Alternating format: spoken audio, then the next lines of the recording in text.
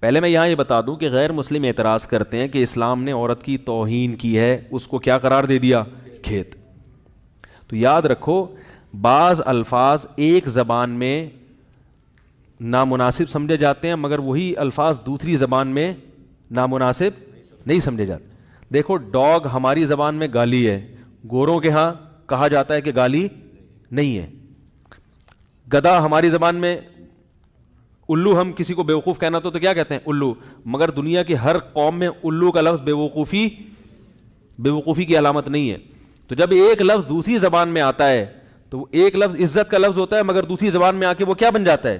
تو کسی کو کھیتی سے تشبیہ دے دینا ہماری زبان میں توہین ہے، عرب کے عرف میں یہ حرث کا لفظ تعظیم تھا، توہین نہیں تھا، کیونکہ حرث کہتے ہیں جو پیداوار میں اضافے کا ذریعہ بنے۔ اس میں اسلام نے عورت کی تعظیم کی ہے کہ جیسے کسان کو جب زمین دی جائے تو اس کی پیداوار میں اضافہ کر کے اس کی معاشی ترقی کا ذریعہ بنتی ہے، تو تم اپنی بیوی کی قدر کرو کیونکہ یہ تمہیں پیداوار دے گی۔ کسان اس زمین کی قدر کرتا ہے جو آلو پیاز ٹماٹر پیدا کرتی ہے، اس زمین کی خاطر جان دے دیتا ہے۔ اللہ نے ہماری بیویوں کو جو ہماری زمین قرار دیا تو یہ وہ بیویاں نہیں جو آلو پیاز ٹماٹر پیدا کریں، یہ وہ ہیں جو انسان پیدا کرتی ہیں، جو ڈاکٹر، انجینئر اور فوج میں بھرتی ہونے والے آفیسر اور ملازمین اور جو فوجی پیدا کرتی ہے اور تاجر بڑے بڑے پیدا کرتی ہے۔ ملک چلانے کے لیے، کارخانے چلانے کے لیے جو مزدور چاہیے وہ ملک کو اس قسم کا سرمایہ پرووائڈ کرتی ہے۔ بڑھاپے میں آپ کی خدمت کرنے کے لیے آپ کو نیک اولاد دیتی ہے، آپ کے مرنے کے بعد آپ کے پیچھے دعائیں مانگنے والی نسل دیتی ہے۔ تو یہ جو کھیتی ہے یا یہ جو زمین ہے، قرآن عورت کو اس الفاظ سے تعبیر کر کے عورت کی معاشرے میں قدر و منزلت کو گھٹا نہیں رہا بلکہ بڑھا رہا ہے۔ نہیں آ رہی بات؟ ایک پادری نے مجھے کہا کہ یہ کیا قرآن میں لکھے عورتیں جو ہے نا وہ کھیتیاں ہیں؟ میں نے کہا مجھے ایک بات بتاؤ، یہ جو آپ زمینوں میں گئے ہوگے گاؤں دیہاتوں میں، کسان جو زمیندار لوگ ہوتے ہیں سب سے زیادہ کس چیز کے لیے لڑتے ہیں؟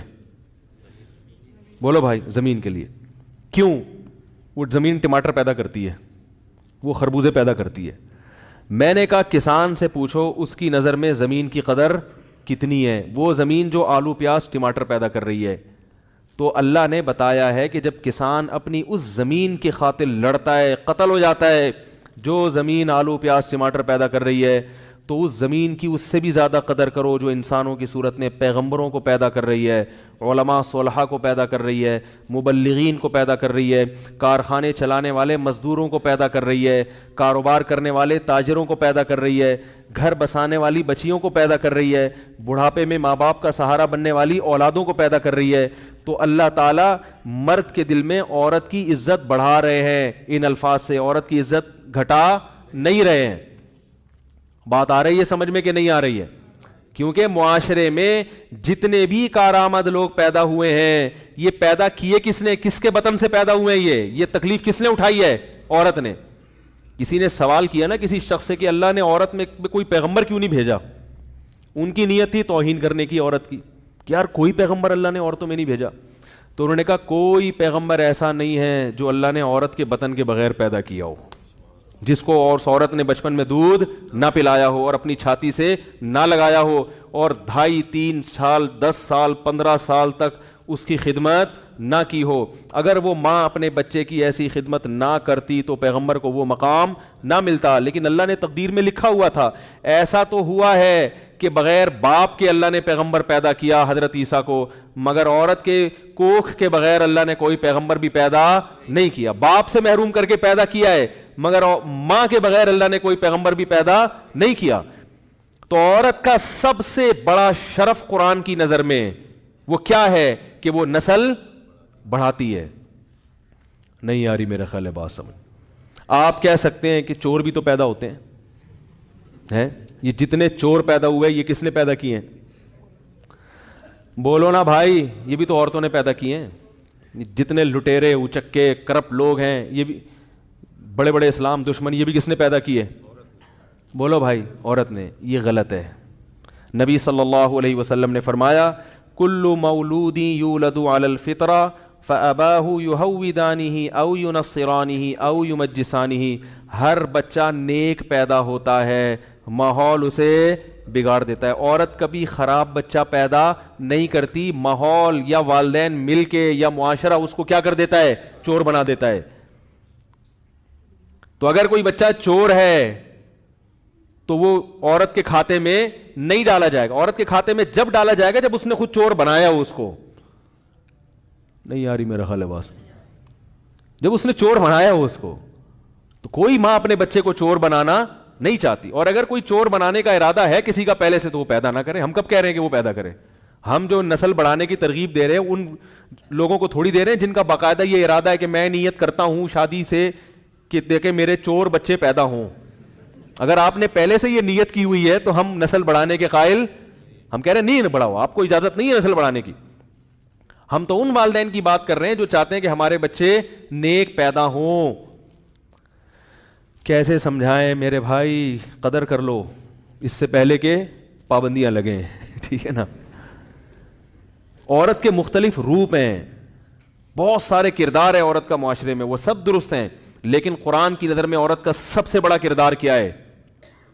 کہ وہ کیا کرتی ہے؟ آپ کو نسل دیتی ہے۔ زمین کے بڑے بڑے کردار ہوتے ہیں، اللہ نے زمین سے تعبیر کیا، زمین میں مکان بھی بنایا جا سکتا ہے، زمین میں سوئمنگ پول بھی بنا سکتا ہے کسان جو ہے، لیکن زمین جو انسانیت کی خدمت کر رہی ہے، سب سے بڑی خدمت کیا ہے؟ پیداوار دے رہی ہے۔ اگر یہ زمین بانجھ ہو جائے اور آلو پیاز ٹماٹر پیدا کرنا چھوڑ دے تو ڈیفنس کے ہزار گز کے بنگلوں کا مزہ بھی کرکرا ہو جائے گا۔ تو زمین کے مختلف کام ہیں، وہ جاگنگ کے کام بھی آتی ہے، حقیقت ہے، اس میں آپ ہوا خوری بھی کر سکتے ہو، لیکن زمین کا جو سب سے بڑا کردار ہے وہ کیا ہے؟ پیداوار۔ تو بیوی کا کے بہت سارے کردار ہیں، وہ آپ کی خدمت بھی کرتی ہے، آپ کی دل جوئی کا سبب بھی بنتی ہے، اور آج کل تو جاب کر کے آپ کو بھی کھلاتی ہے اور آپ کے بچوں کو بھی کھلاتی ہے، ٹھیک ہے نا؟ بہت سارے معاشرے میں عورت کا کردار ہیں، لیکن عورت کو جو تخلیق کیا گیا، جو بنیادی وجہ ہے عورت کی، وہ اور جس کی وجہ سے اللہ نے اس کا شرف اور مقام بڑھایا ہے، وہ سب سے بڑی وجہ کیا ہے؟ کہ وہ نسل پیدا کرتی ہے۔ آپ کی ماں کا سب سے بڑا کردار، سب سے بڑا جو خدمت ہے آپ کی، وہ کیا ہے؟ یہ نہیں کہ اس نے روٹیاں پکا کے کھلائی ہیں، یہ نہیں کہ وہ آپ کے گھر میں جو ہے نا آپ کا انتظار کرتی ہے، سب سے بڑا کردار یہ کہ اس نے آپ کو جنا ہے۔ نہیں یار یار بات، تبھی قرآن اس جننے والی صفت کو سب سے زیادہ ہائی لائٹ کرتا ہے۔ اللہ فرماتے ہیں وَوَصَّيْنَا الْإِنسَانَ بِوَالِدَيْهِ، ہم نے انسان کو حکم دیا کہ والدین کا بہت زیادہ احترام کرے، بہت اچھا سلوک کرے۔ کیوں؟ حملتہ امہ کرہن ووضعتہ کرہا، ماں تکلیف سے بوجھ اٹھاتی ہے اور تکلیف سے جنتی ہے۔ وحملہ وفصالہ 30 شہرا، 2.5 سال کی مدت ہے جس میں پیٹ میں بوجھ اٹھانا، جننے کا بوجھ، اور پھر گود میں اٹھائے رکھنا، کم سے کم 2.5 سال کی مدت کی ایسی تکلیف ہے جس میں ماں کو دن رات ایک کرنے پڑتے ہیں بچے کی خدمت کے لیے۔ اس لیے رسول اللہ صلی اللہ علیہ وسلم نے ماں کا حق باپ سے 3 گنا زیادہ بتایا۔ تو یہ نیچر ہے، یہ فطرت ہے، یہ فطرت نے ذمہ داری لگائی ہے اس کی، اور آپ اس سے وہی کام روک رہے ہو، باقی سارے کام اس سے۔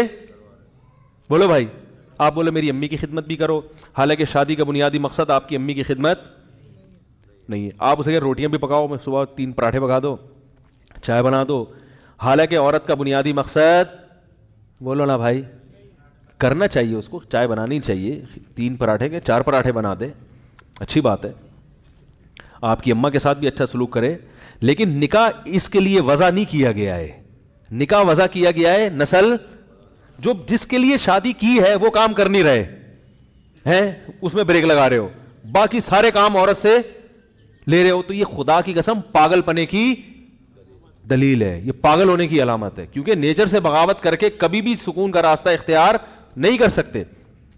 اب یہاں عورتیں تانا دیتی ہیں کہ بچے پیدا، سن بھی رہی ہوں گی عورتیں کہہ رہی ہم کیا بچے پیدا کرنے کی مشین ہے، ہمیں یہی کام رہ گیا۔ تو میں کب کہہ رہا ہوں کہ یہی کام رہ گیا؟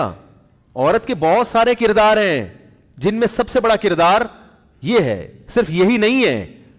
جیسے مرد کے اللہ نے بہت سارے کام لگائے ہیں اس کے ذمے، لیکن مرد جب نکاح کرتا ہے یا عورت کسی مرد سے جب نکاح کرتی ہے تو سب سے بڑا مقصد عورت کا کیا ہوتا ہے؟